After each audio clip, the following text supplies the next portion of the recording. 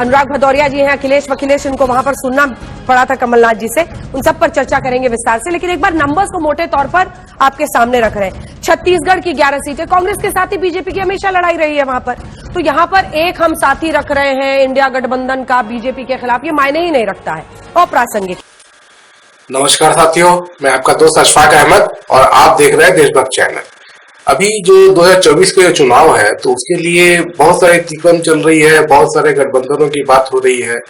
तो इसमें अभी कौन कहाँ पे खड़ा है, किसको फायदा है, किसको नुकसान है, तो चलिए कुछ बात करते हैं। तो सबसे पहले मैं ये बात करूंगा कि जो एनडीए बोलते थे, मतलब भाजपा और नॉन ये जो नेशनल डेमोक्रेटिक अलायंस एनडीए, तो इसमें 2019 में भी 46 पार्टियां थी और उसमें कुछ बड़ी बड़ी पार्टी थी, जैसे अकाली दल था, शिवसेना था, AIDMK था, उसके बाद में बिहार में नीतीश कुमार की JDU थी। ऐसे बड़ी बड़ी पार्टियां थी और छोटी पार्टियां भी बहुत थी। तो उससे क्या होता था कि जो वोट होता था भाजपा का, तो वो कटता नहीं था बल्कि जुड़ता था। तो इससे बहुत फायदा होता है। बहुत सारे जो क्षेत्र होते हैं जहाँ पे कांटे की टक्कर होती है, तो वो बहुत फायदा पहुंचाते हैं। ऐसे कुछ नहीं तो पूरे इंडिया में देखा जाए तो भाजपा कम से कम 150 सीट ऐसी थी जिसमें ये जो गठबंधन की वजह से भाजपा को फायदा मिला था। वहां पे 2%, 3% वोट, 5% वोट ऐसे जुड़ गए और उसका फायदा मिला था। अब जैसे कि बिहार में देख लिए कि 40 में से 39 सीट भाजपा को क्यों मिली थी, भाजपा एनडीए को क्यों मिली थी, तो वजह थी कि जो वोट उनके कट नहीं रहे थे, जुड़ रहे थे। महाराष्ट्र में भी ऐसे ही था और भी बहुत सारे जगह पे ऐसे थे। तो उसका फायदा 2019 में मोदी जी को मिला। अब लेकिन जो है सब के सब अलग हो गए। इवन AIDMK ने भी नाता तोड़ लिया, अकाली दल पहले ही टूट चुकी है, शिवसेना से पहले ही अलग हो चुकी है, JDU भी अलग हो चुकी है और भी बहुत सारे दल जो थे वो अलग हो चुके हैं। तो इससे भारी नुकसान है भाजपा को। जहां जहां पर भी टफ फाइट होता है तो वहां पे बहुत भयंकर नुकसान होने वाला है। ये जो 150 सीट मैंने बताया ना उस तरह का, तो वहां पे भाजपा को बहुत चपत लगने वाली है। बिहार में भयंकर चपत लगेगी, महाराष्ट्र में भयंकर चपत लगेगी और भी राज्यों में होगी। अब मैं बात करता हूं कि ऐसे राज्य जहां पे जो टक्कर जो है वहां पे भी गठबंधन का कैसे जुड़ रहा है। तो अभी कल ही खबर आई कि केजरीवाल और कांग्रेस के बीच में समझौता हो गया। अब ये समझौता देखिए कितना मायने, कितना इंपॉर्टेंट है कि कभी सोच नहीं सकते कि केजरीवाल कभी कांग्रेस के साथ में आएंगे। केजरीवाल का जो पॉलिटिक्स है तो पूरा वो कांग्रेस को आरोप लगा के ही बना है। तो वो दिल्ली में शीला दीक्षित का आपको पता ही है, और कांग्रेस के जो भ्रष्टाचार है तो उसी पे आम आदमी पार्टी वहां पे अपना किला बनाई। तो कांग्रेस के साथ में सोच भी नहीं सकते थे, लेकिन अभी गठबंधन हो गया है। तो इसका गठबंधन जो है आम आदमी पार्टी पंजाब में है और दिल्ली में है, तो ये दोनों जगह गठबंधन हो गया है। बाकी जगह भी काम आएगा, जैसे गुजरात है वहां में भी काम आएगा, क्योंकि वहां भी जैसे कि 2%, 3% वोट का भी फायदा हो जाए तो फर्क पड़ता है ना। तो वो चीज दूसरे राज्यों में भी होगा। तो ये एक बहुत बड़ा फैक्टर है। तो इसमें क्या होगा कि पंजाब में तो समझिए कि अकाली दल और भाजपा को कुछ नहीं मिलने वाला है। दिल्ली में भी ये दोनों जुड़ जाएंगे। तो पिछले बार जो हुआ था कि सब के सब भाजपा ले गई थी सीटें सातों के सातों दिल्ली की, अब ऐसा नहीं होगा। बहुत सारी सीटें कटने वाली है भाजपा की दिल्ली में। तो ये एक बात हो गई। उसके बाद में दूसरी बात यह है कि बहुत सारे जो सीटों पे कांटे के टक्कर जैसे होती है, तो ऐसे राज्य जहां पे भाजपा एकदम क्लीन स्वीप कर रही थी कि राजस्थान, मध्य प्रदेश, गुजरात, हरियाणा, ये ऐसे राज्य हैं जहां पे क्लीन स्वीप कर रही थी भाजपा, पूरी की पूरी से करीब सीटें लेके जा रही थी। इवन छत्तीसगढ़ में भी 11 में से 9 सीट भाजपा लेके गई थी। तो इस बार क्या पोजीशन है, तो जैसे गठबंधन हो जाता है इंडिया अलायंस का, तो उसमें क्या फर्क पड़ेगा, तो उसका थोड़ा सा देखते हैं कि अभी जो चुनाव हुए थे रिसेंटली, जो राज्य चुनाव राजस्थान, मध्य प्रदेश, छत्तीसगढ़, 5 राज्यों में चुनाव हुए थे, तो इसमें कांग्रेस का वोट परसेंटेज जो था वो उतना ही रहा, 40 के आसपास तीनों राज्यों में। लेकिन भाजपा का वोट बढ़ गया, तो मध्य प्रदेश में 46% हो गया,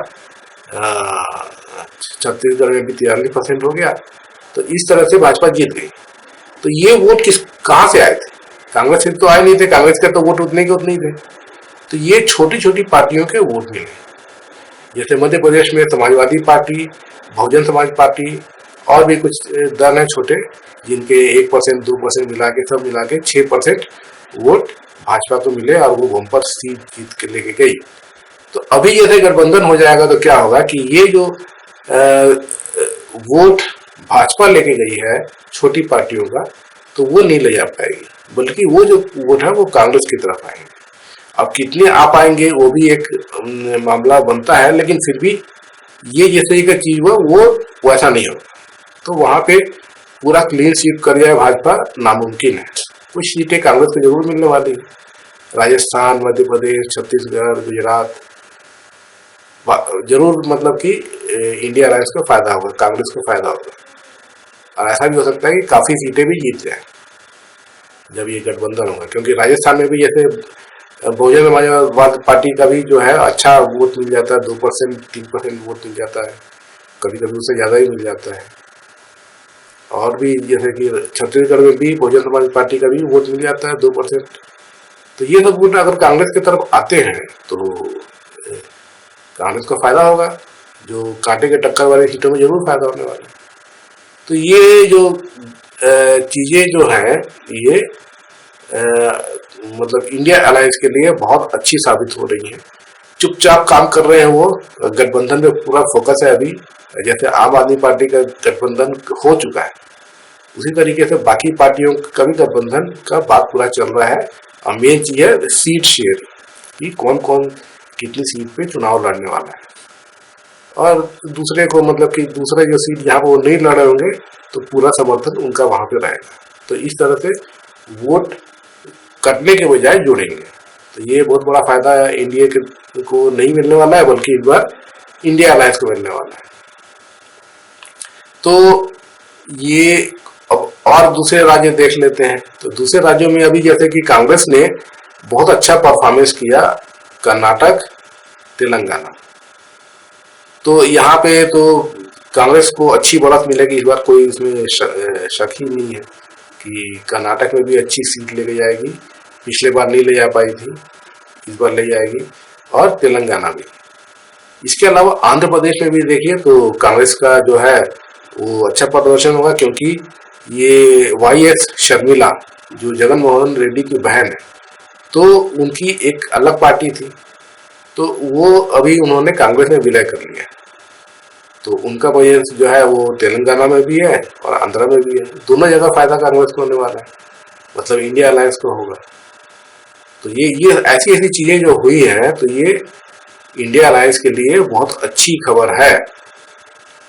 तो नीतीश कुमार सबसे बड़ी खबर थी पिछले साल से कि वो एकदम पलटी मारे, मोदी जी को छोड़ के और इंडिया अलायंस में आए, और इंडिया अलायंस को बनाने में बहुत बड़ी भूमिका भी अदा की है। महाराष्ट्र में भी जो है जनता भाजपा से नाराज है, क्योंकि मोदी जी ने दगा किया। एक तो जो प्रोजेक्ट जो महाराष्ट्र को आने थे तो वो उठा के गुजरात को चुनाव के मद्देनजर गुजरात को दे दिए 6 बड़े बड़े प्रोजेक्ट, जिसमें कुछ नहीं तो लाखों की नौकरियां होती, वो सब चले गए गुजरात में। और दूसरी बात तो है कि जिस तरीके से महाआघाड़ी सरकार को मोदी जी ने गिराया, तो उससे भी जनता नाराज है, क्योंकि वो महाविकास आघाड़ी बहुत अच्छा काम कर रही थी और मोदी जी ने किसी तरह से ईडी, सीबीआई और छल प्रपंच से वो सरकार गिरा दी, अपनी सरकार चला रहे हैं। तो जनता नाराज है, और ओपिनियन पोल में भी इसलिए ये जो महाविकास आघाड़ी जो थी, इसमें एनसीपी, शिवसेना, उद्धव गुट और कांग्रेस, उनको बहुत ज्यादा बढ़ा था। तो कुल मिला के जो पिक्चर दिखती है तो वो अच्छी पिक्चर दिखती है, एनडीए के लिए नहीं, इंडिया अलायंस के लिए।